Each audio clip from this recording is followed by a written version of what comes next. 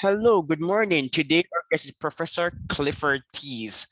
Did I get it? The last name, Thies. Yes, sir. Thies. All right, Thies. Okay, Thies. All right, Clifford. So, Clifford, you recently published a piece in the K2 journal, War and Economic Growth, and I read it. I'm interested in the long-term effects of war. And the purpose of this interview is to demonstrate the consequences of war. Wars, what are they good for? Good for, Clifford? Do they promote growth? Yes, so they're disruptive and retard growth. They hurt countries' growth. They're bad. We Americans, we have a strange history of the effect of war on growth. We think back to World War II and how the economy went from a continuing depressed condition to full employment, thinking therefore that the war helped our economy. Well, that was false even in real time, um, but it is demonstrably false with respect to the typical country's experience under war. So I came across this sort of by accident. I was really interested in the effects of totalitarianism and anarchy on war, um, thinking that a government that was at all rational, somewhere between anarchy and totalitarian, would promote economic growth. But I found overwhelmingly the reason why we still have some low income countries in the world was because of war and other forms of civil violence rather than because of either anarchy or totalitarianism. All right, then. And in your article, the first caption is titled War and GDP per capita. And you write, while wars are destructive of physical and human capital, the impact of war on GDP per capita is unclear. Why is it unclear? It's because the GDP accounting is messed up. First of all, war is counted as a positive in GDP accounting. If you build more bombs, that's counted as a positive. Now let's look at this in the private sector. If you as a department store hire a security guard, that's counted as a cost of business. That's not counted as a good or service. But if the government does the equivalent, either with respect to local policing or with respect to national security, that's counted as an output rather than as a cost of doing business. So right there, a mislabeling of the cost of national defense as an output in the economy. Also, the GDP accounting does not make any explicit, does not take into account the cost of the loss of lives or those who are permanently wounded, emotionally or physically, or the destruction of property. So all those things are discounted entirely in GDP accounting. So you could see that right off the bat, it's an uphill climb. And the effect, if it is reflected in the way we account for GDP, the way that war affects the economy is by retarding economic growth. So the accumulation of capital, both traditional physical capital, human capital, and other forms of capital, social capital. This is how war affects GDP accounting. When we discuss war, we're usually referring to a long state of feuding between countries or multiple countries, but wars can also occur at the local scale. So for instance, civil wars or gang wars, and gang wars are a problem in many parts of the world, especially in the especially in the Latin American region. In the Middle East and Africa, civil wars are more likely to be problematic.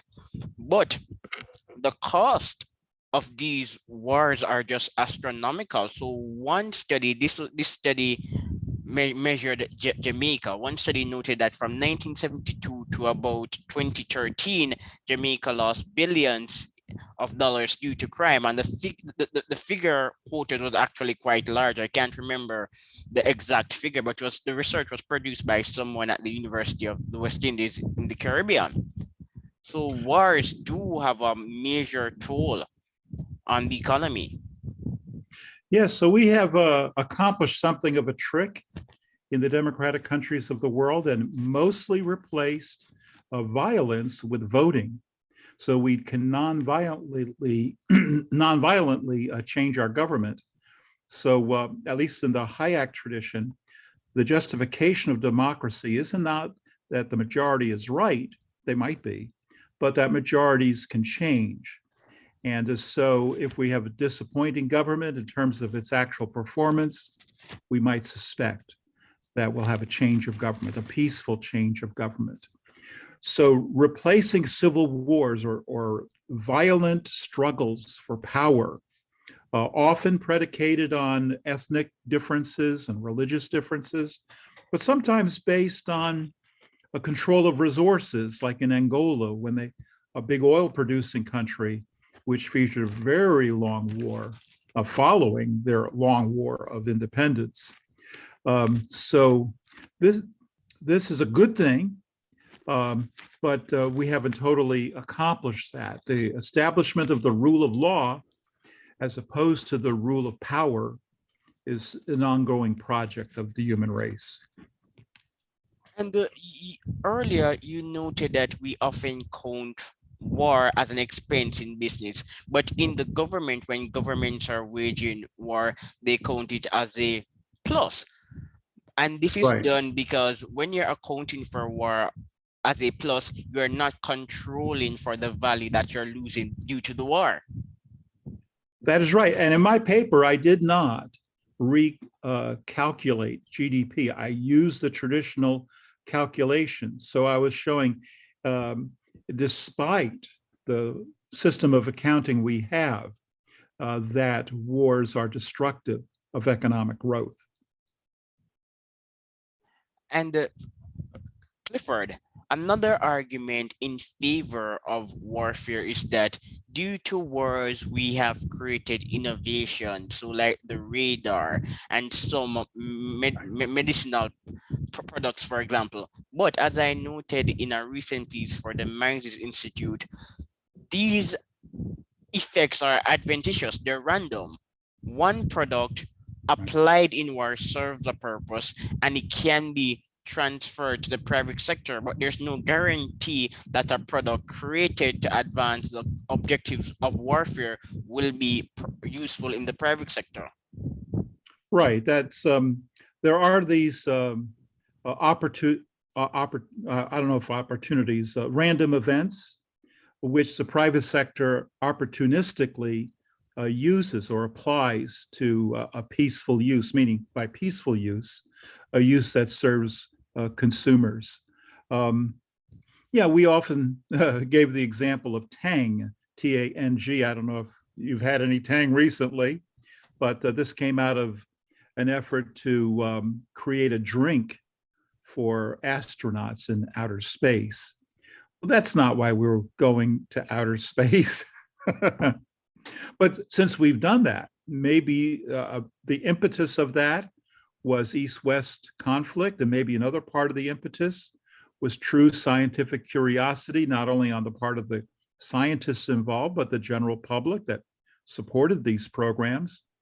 And some things did come out of that. And now I don't separate those things out. So yeah, we got to radar and sonar from World War II, and we got nuclear energy. Yeah. Well, many are actually purporting that nuclear energy could actually be a solution to an energy crisis. So nuclear energy has its pros. Yes, so during times of urgency, there is a search for alternatives. So in other words, when it looked like Great Britain was running out of wood, running out of forests, there was an intensive search for a substitute source of energy, and then coal went to becoming a major industry. Coal-powered a number of industrial countries through several centuries, and we turned to oil. Oil originally used for lighting. It was originally distilled to kerosene for lamps, but it came to be viewed then as a fuel, not just an illumination. And we've moved from oil to natural gas, and it was thought, and it maybe still is thought, that nuclear energy would be the next step in our reliance on fossil fuels.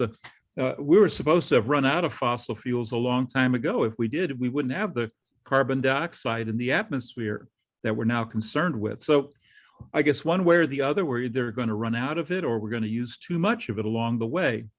And maybe nuclear is the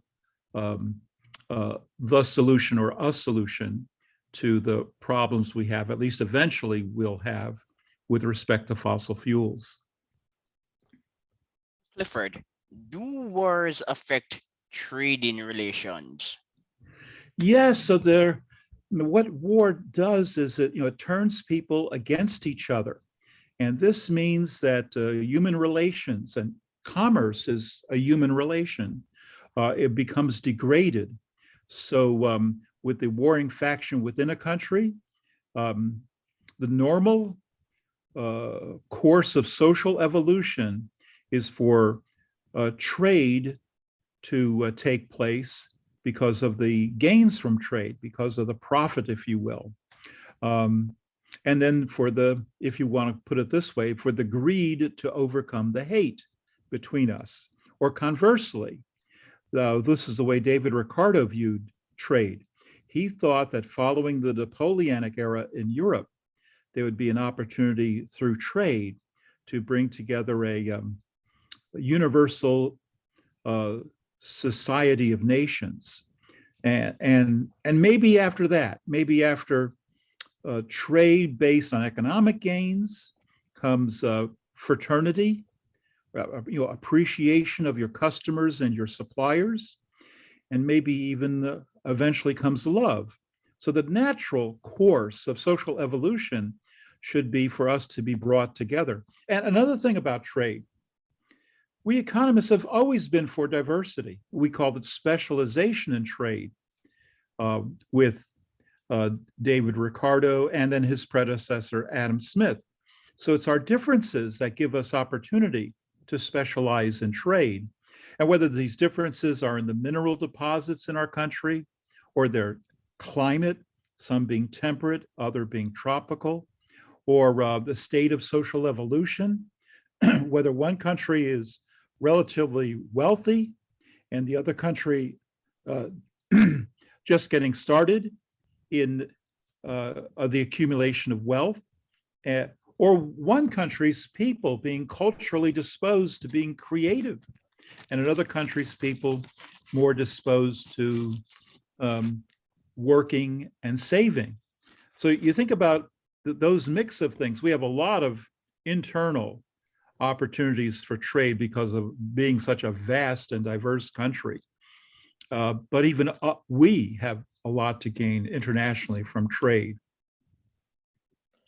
Clifford, I know of the data. The cost of crime in Jamaica from 1972 to 2010 is 16.7 billion. And at the time, this figure represented 7.1% of the country's gross domestic product.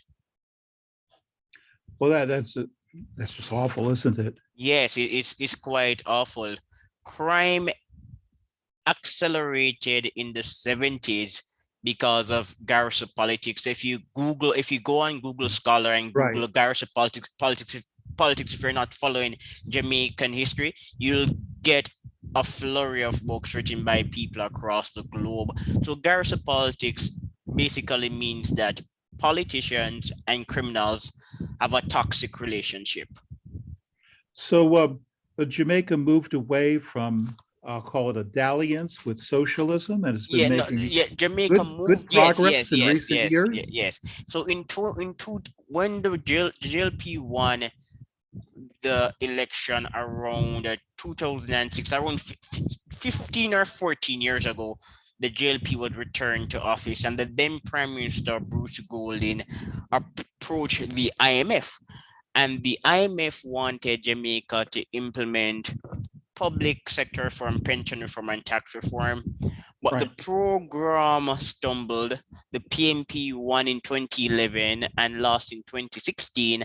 And from 2016 to 2020, well, from the PMP tenure in 2016 to 2020, the program was a success. And the PMP was from 2011 to 2016. So from 2011 to 2016, and then 2016 to 2020, the program has been a success under both the PMP and the JLP.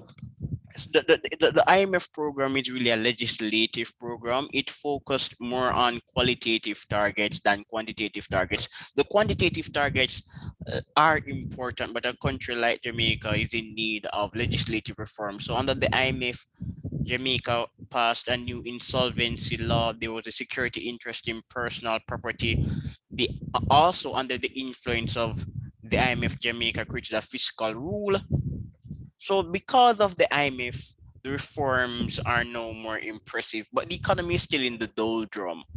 Remember, from 1972 to 1980, contracted by 25%, and the 90s, there was a financial crisis, and the country is yet to recover. Right. So these first steps to sustained economic growth are very important. And I actually feel good about Jamaica's long run opportunities. It has a series of elections with changes of government. And I think that politicians will have to serve the people if they want to get elected and then reelected. But the road is messy as Yes, it is well. massive because corruption is corruption is Yes. expensive. Corruption and crime are in the same boat, running into Right. billions of dollars. And So the there's World almost Bank, a scandal every week these days in Jamaica. If you read the Gleaner, almost every week. so the World Bank describes the two most important problems facing the emerging economies of the world. Number one is called corruption and the rule of law. That's really a continuum and thought of as an entity. And violence is also in there. Yeah, establishing the rule of law is very important. Corruption, you see this, and its counterpart, violence, which will bleed into civil war at times. And then the second problem the World Bank has is the highly developed countries that are running large deficits and absorbing the savings of the world. So without the US government, for example, having such an enormous deficit, savers around the world will be looking for alternate opportunities to invest their money. And they'd be looking at countries establishing the rule of law and propelling their economic development. Mentioning Jamaica brings to my mind that I know this is a low standard, but in 2021, the last low-income country of this hemisphere was reclassified as lower middle. That's Haiti. And you know, while Jamaica has problems, Haiti has had much worse problems in terms of crime and in terms of gangs and exploitation. And it doesn't look attractive as an investment to somebody from the outside because of the uncertainties and so forth within the country. Nevertheless, it has been making some progress, and it crossed over the line from low income to lower middle income. And our hemisphere now has no low income country, but it still has a lot of countries with challenges before them. And, you know, I think that we can see the whole world joining in this progress, except that some countries have anarchy, still anarchy, some totalitarianism, and a radical form of totalitarianism. I'm talking North Korea style communism, not even China-style communism. And then a lot of countries still face the issues of war and civil disorder. And all of our recent classifications downward have been countries suffering from war. And back to our earlier point, gang warfare. So because I'm from this space, I'm better situated to talk about gang warfare. It has a negative impact on the economy, the health system, and not and general well-being. Right, right. The GDP per capita may be the most accurate measure we have of human flourishing, but it's certainly only one dimension of human flourishing. We like to look at life expectancy.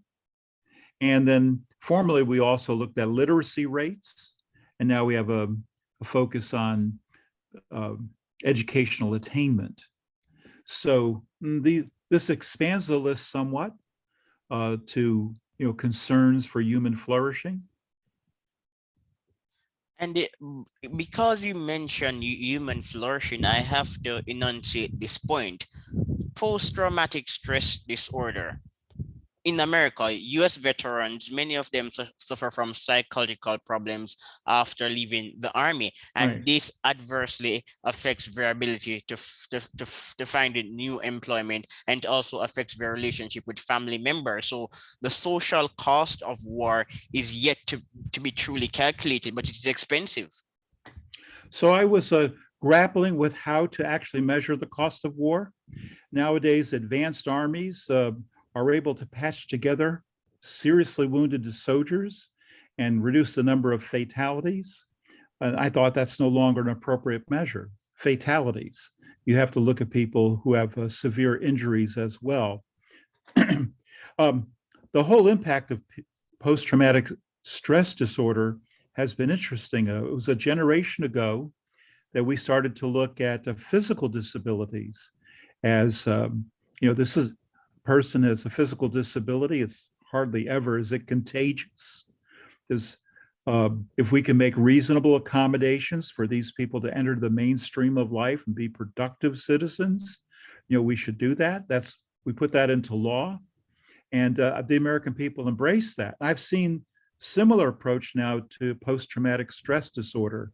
This is viewed as increasingly, it is a mental illness or emotional illness, but it's an illness or an injury, and it's not contagious. And if we can enable these people to find their way into society, we're better off, in addition to they being able, as best as possible, to fulfill their destiny. Clifford, when we were talking about war and trade, you did a good job, but I wanted us just to speak I wanted us to speak more on the issue of how war can lead to protectionism. I know it reduces Yes. the gains from foreign trade. Right. So all through history, there was a connection between the two. In fact, countries were amalgamated in large part by reason of bringing under one jurisdiction a large trading area. So you can have the gains from specialization and trade of millions or perhaps beyond 100 million people. And so this led to empires and colonies. So Rome being a prime example, but I can mention the Muslim world, I can mention the golden age of China. These were when large nations were brought together and had tremendous time of economic growth, as well as military strength, as well as the flourishing of the arts and sciences. These were golden ages. We're trying something different in the world today, and that is to have specialization in trade across borders, where the countries involved retain their sovereignty. And I'll say we're still early in that experiment. And there are issues in this that I think are legitimate. For example, can a free nation have trade, free trade that is, with a nation which subjugates its people, either reducing them to the status of serfs or even engaging in slavery, prison labor, concentration camps, or labor colonies? It if we have trade, let's say with Nicaragua, they have a democratic government. Their government will reflect the balancing of interests in, for example, setting their child labor laws. Well, where's the balancing of interests in a non-democratic government? So this, I'm not sure I have the answer to this, but it is certainly a legitimate question. Because wars can accelerate protectionism, and protectionism will result in us becoming worse off. The gains of trade are immeasurable. Yes, so we saw in the middle of the 20th century, a government in Central Europe thought to obtain autarky or self-sufficiency by attacking eastward and taking Ukraine and the oil fields. Whereas England, it had a worldwide system of colonies, which it could rely on trade. And in the West, excuse me, and in the Asia sphere, Japan thought it could amalgamate an empire. And they called it the East Asian Mutual Cooperation Pact. No, what we want is a world in which you can trade freely with others. And these various ideas of protectionism, whether it's a particular country or the European Union acting in a protectionist manner rather than in free trade. Yes, that's what we're seeking to to change. And I don't know if we're going to be successful. I think we're still in the middle of the experiment, but pushing the envelope of trade, enabling free trade, not only within an empire or a system of colonies, but between sovereign nations is the challenge of our generation. Do wars affect economic freedom? I've been searching for credible data on this topic for a while. So I included economic freedom in my analysis, and economic freedom, as expected, does help with economic growth. But what about the connection of wars or civil disturbance, and for that matter, personal liberty and political freedom with economic freedom? These seem to be somewhat independent variables. I find no strong correlation among these things. For example, political freedom and violence, to mean more specifically criminal violence rather than wars. What I find is that the countries with democratic values try to protect civil liberties, and this makes the enforcement of criminal laws more difficult. So the relationship is weak. It is a positive relation. More highly advanced economies feature both higher civil liberties and less crime, but it's a weak correlation. There's not a strong correlation that way.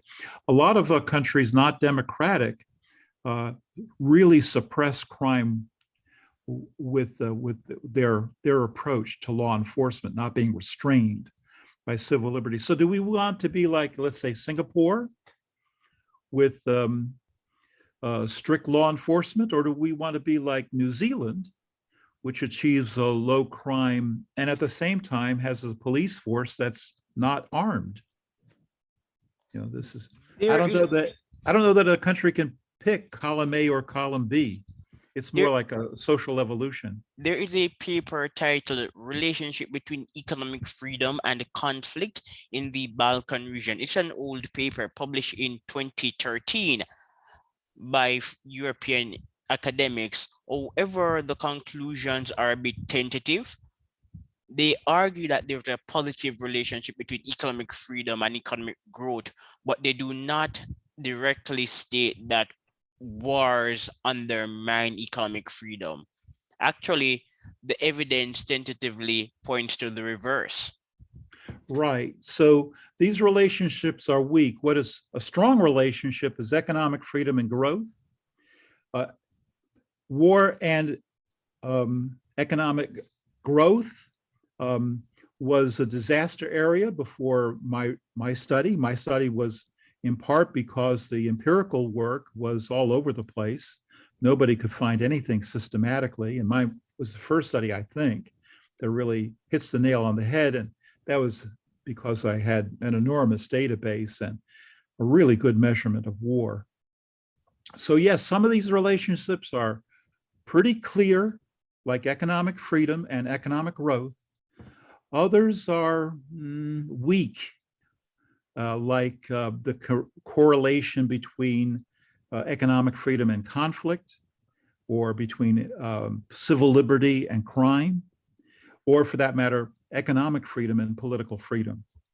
Using the Wilson years, for example, or even Abraham Lincoln, there is anecdotal evidence to suggest that conflicts can degrade the quality of civil institutions and civil rights. But for the issue of economic freedom, I think that the evidence can swing in either pendulum. So for instance, wars can lead to more protectionism, but wars by degrading institutions may lead to economic freedom. If the institutions are destroyed, basically it's a free for all. Yes, speaking as an econometrician, I would definitely like somebody to quantify all the various things we're talking about, going back as far as possible. So the one thing I do know of that we have quantification is that democracy seems to lower the risk of war, at least between democracies. So I think the last war we had, quote, between democracies was the US-UK War of 1812. And the parties involved in their peace treaty following the war said that war was a mistake. It resulted from the confusion of the Napoleonic Wars. So, yes, I think I had the advantage in that I had some really good data going back to 1950, but going back further, that's would be a lot of work for somebody, maybe for me, but maybe for somebody, maybe for you, Lipton. Okay, you're right. Maybe for me, transitional democracies are likely to go to war, and the Greek democracies, they fought. Yes, how about that? Yes. So yeah, we go back to the Greek democracies. Now, some of these were, I would say, functional. Athens, I would accept that was a democracy, but Sparta, no. So Sparta was, I would say, an aristocracy. Only a very small percentage of the population had the right to vote. Now, it wasn't a much larger percentage for Athens, but it was larger. So yes, I do like middle class oriented democracies. I think we have some problems in our country in part because of the erosion of our middle class. And these transitional democracies where the rule of law is maybe only on paper, but not yet in the hearts of the people. That I could see that being an opportunity for somebody to challenge that democracy. Rule of law is crucial to growth, and I don't need to belabor this point. There is actually a rule of law index, and the last time I saw the data a few years ago, Jamaica was near to the bottom of the list. I think the issue in Jamaica is not so much the rule of law, but the predictability of law and enforcement. So there's an enforcement problem in Jamaica. The rate of conviction is quite low. Some years ago it was 5%, maybe it has increased since then, but there is an enforcement problem. So the institutions do exist, but they have weak capacity. Right. This shows the conflicts we have with the police. On the one hand, we want the police to be able to enforce the law. On the other hand, we don't want the police to be abusing the law on their own. So establishing the rule of law is a bit of a trick. We economists generally are not very sensitive to these matters. We tend to think that's for people in sociology, but I think that is where we have to look at. We have to look at these issues from a, well, I'll say multidisciplinary approach, but I really mean a more holistic approach, putting our social sciences back together, where those who look at these social phenomena like crime are sensitive to issues that normally are parceled out either to economics or sociology. And well, it's quite unfortunate, but he died. Over during his lifetime, he was an amazing academic. Alessino, I'm a big fan. Well, Uh, very good. It's y- good to have a fan. yeah, And of Alessino. yes, I think we honor those who go before Yeah, and he by was he was quite young, just in his 60s. But some years ago, he did a study saying that in a society, when people assume that success is associated with luck or connections, they're Mhm. less likely to work. And according to polls, Jamaicans do not repose confidence in institutions Right, and the right. justice system. Yeah. And anecdotally, in public spaces, people usually say that there is one law for the rich and one law for the poor. And from 1972 to 2007, productivity declined, and since then it has continued to decline. So one possible explanation for the low productivity is because of the cultural dynamics and weak institutions. The institutions, due to Uh, low enforcement, limited capacity, and political corruption, they don't function effectively. And because they don't function effectively, people are not motivated to produce. If you are aware that even when you have a bachelor's degree or a master's, someone else is going to get a job, someone who's inferior, you're not going to right, produce. right. This sounds pretty exciting to me. I was am thinking about what kind of additional variables I could include in my model. The Gallup poll has been asking about trust in institution and on a global basis for many decades now. So it seems like that I and others could easily incorporate this into the model. So the model would then reflect, more of these sociological phenomena, or we could call it sociological capital. So we're becoming more open-minded about the definition of capital. It's not just in physical capital. We've got the idea that it includes human capital and technology, but no, it also includes these sociological factors or trust. In so yeah, that sounds Yeah, very terrific. war and trust. You should do a study on war and trust. Wars promote in-group trust, but they lower out-group That's right. trust. That's right. That's pretty well established in the literature. They established within group trust and outside, and distrust of those outside the system. So they break us down into tribes um, or nations rather than unite us together as the people of the world.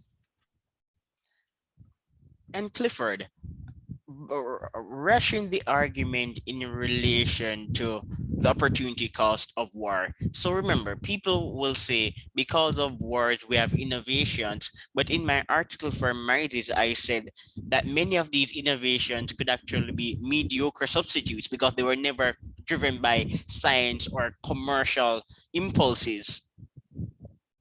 Well, we're getting inventions all the time now. So in the 19th century, we actually, I bet you could name more inventors of the 19th century than you can of the 20th century. And that's because they were coming one at a time. So we could say, well, Alexander Graham Bell, The telephone, or Bolton, Eli the Whitney, what, so hot, many. right, right. And then we get to the 20th century and we hardly know any inventors. Or if we really scratch our mind, we say, oh, Steve Jobs and the iPhone. Um, but the truth is, the reason why we don't know who the inventors are today is because they're coming as a stream, just a continuous flow of inventions. They're And derivative innovations, they're not transformative. every now and then we get the truly creative invention, but yeah, a lot of them are what we call applied. We take something and we apply it to a new use or a better use. So we're it is now a flow, and that's why we don't know of individual inventors anymore. Yeah, Facebook is a simple idea, and simple idea scale. You sign on to Facebook. You have a friend. It is sociable. People like to socialize, like to talk, and they also like to entertain themselves and waste time. But is Facebook really an innovation? No. It perfected a previous process. Yes, and sometimes this process involves, initially differentiation, and then later standardization. Sometimes this process involves an elegance, and sometimes it involves making things more complex. So usually internally more complex, but externally more elegant. So it is just amazing the flow of progress we're making in technology. And according to the indexes of war, the ones I used on, we're at a low point. Now, it's not zero, but the amounts of wars have slowed down a lot, and the rate of advance in technology has only been accelerating. Clifford, before we're wrapping up now, but before we go, I'm just going to mention a study by Alexander J. Field, The Productivity Impact of World War II Mobilization in the United States. And he writes, considering together the effects of total factor productivity, the labor force, and the physical capital stock, the longer-term impact of mobilization on the level and the trajectory of US potential output was, on balance, almost certainly negative. Right. So part of the increase in the economy was, the production of materials ill-suited for civilian use. But another part of this, quote, increase in productivity was the diversion of people from non-market activities to the market. That is to say, the postponement of family formation. So we didn't get the children except after a few years' time. Furthermore, right within that war, surveys indicated increasing frustration with the standard of living. So they were working, the amount of hours worked was very high, but the goods and services that were available were low, and deliberately low. That was the rationing. So what we call output was arbitrary. It was how many tanks and what do we say were their value? There's no actual market in tanks. And so the figures that we have from the Department of Commerce have been all over the place. With each succeeding revision of the official estimate of GDP from that period, we get wild swings of actual what output was. So how do you measure productivity when you don't know what output was? So I think I have no problems with what Field argues. My own, in terms of consumer goods, the war years were years of consumer goods being rationed. So I don't know how to resolve that matter. But I think this fellow's work is. I'm going to take a look at it. All right. So we're wrapping up. But before we go, Clifford, I must say this: like most academics, you cannot resist talking about Jamaica. Very interesting place. Well, I really liked it when the states of this country ended their regulation of the size of beer containers. They had to be standard English measurement beer containers, because a lot of the niche beer manufacturers in the world were able to then send their product to this country. The very large companies, like from Holland or Germany, of course, they could have two different assembly lines, one in metric and one in English, but a lot of the smaller beer manufacturers, yes. they can't have two different assembly lines. You praise the IMF program, and I also laud the IMF program because it compelled Jamaica to get its house in order. But remember, the IMF program is an economic program. It is not a cultural program or an institutional program. So although the IMF program will set macroeconomic targets and other quantitative measures like inflation rate and tax rates, the IMF program will not create a metric to measure economic freedom. And I think that this is an era where Jamaica really needs to improve. Asimuglu and Robinson, they like to Right, talk about right. the long-term effects of colonialism. And as I've always said, colonialism is a form of socialism.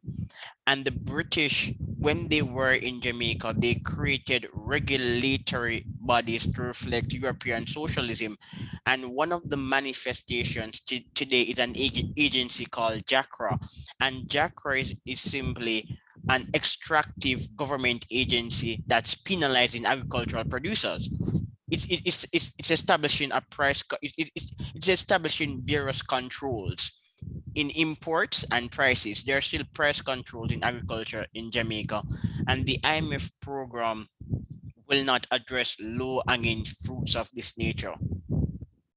And it's not just in the case of Jamaica, a lot of countries, they think to tax their productive sectors, which often are agriculture or mining, in order to support rapid industrialization. And they're disrupting their economy.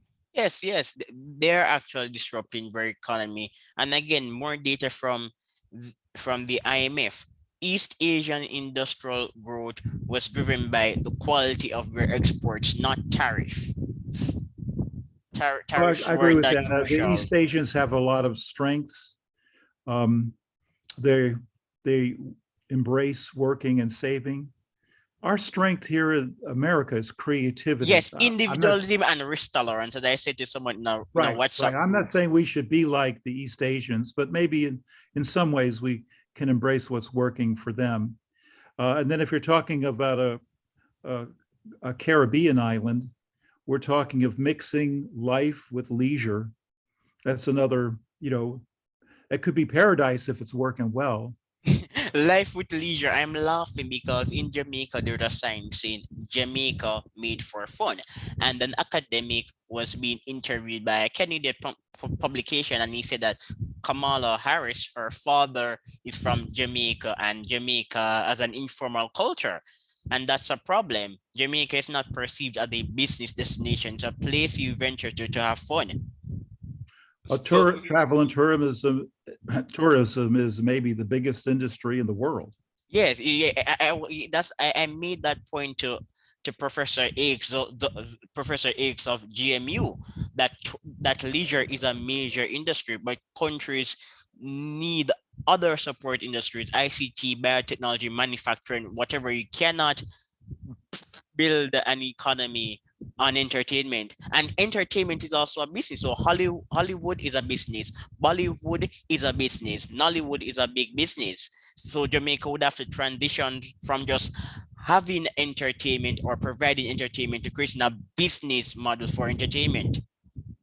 Right, right. And, people like that. People like to be able to enjoy, to change their attitude and relax from their hard work. So, especially the Germans. The Germans are well known for working hard, but they all take August off traditionally to go to the Mediterranean, but increasingly they too like to go to the Caribbean basin.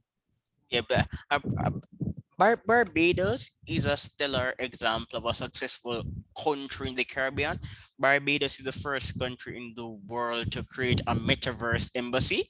I guess I need to do more research to really appreciate what a metaverse embassy will entail. But Barbados, relative to even rich countries, is creative. There's a study published by Taylor and Francis examining the nexus between Right. creativity and climate, and Barbados was listed as a relatively creative country, even though it's located in a tropical area. So we used to think you needed manufacturing to be a highly developed country. And today we are changing our attitude about that. You can be a service oriented country. Yes, and as I said before, I'm a fan of the Bayesian model. In some areas, being a republic for Barbados is acceptable. Barbados is a Oh, mature yes. country. That's a mature. Barbados, our Yeah, newest yeah. republic. I don't have a problem with Barbados becoming a republic. It's a mature country. But for another country, becoming a republic is just a cosmetic change. So I'm more likely to follow productive policies in that are implemented in Barbados and its political system. Being a republic is neither here nor there. As a Jamaican, Jamaicans are passionate people. They're quite emotional.